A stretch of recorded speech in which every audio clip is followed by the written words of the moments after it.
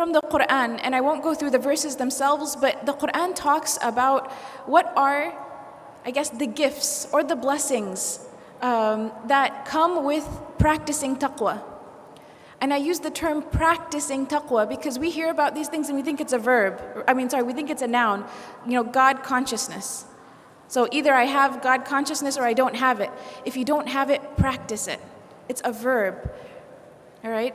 So some of the things that are benefits or gifts that come with practicing, consciously, deliberately recognizing Allah subhanahu wa ta'ala and seeking His pleasure and seeking happiness from Him.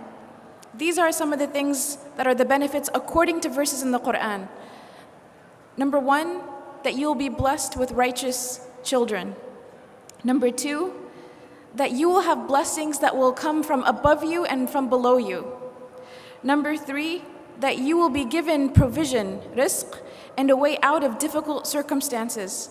Number 4, that you get to experience the sweetness of the ma'iyah of Allah.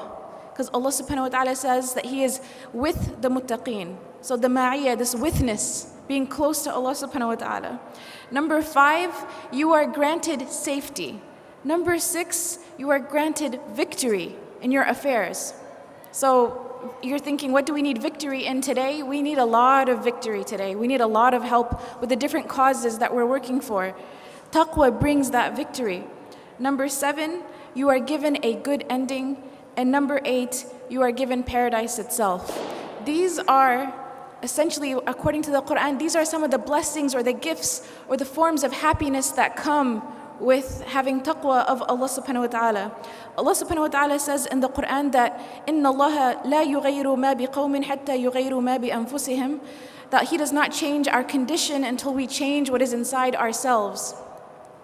When we are looking at all of the different challenges, whether they're political or social or economic, whether they are intellectual, whether they are with our families, with our communities, there are so many different levels of difficulty. It's so hard to look, for example, online, on social media, the news can be very, very depressing. And the thing that brings peace to my heart is knowing that our way out is something doable for each and every individual in this room. I'm not waiting for someone to show up like a prince in shining armor to show up on a big white horse. That's not what I'm waiting for. I'm waiting for me to turn my heart and focus it back on Allah subhanahu wa ta'ala.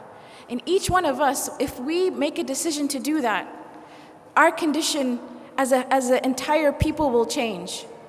And this is something that when we say, do you believe in the promise of Allah? We need to believe in this promise.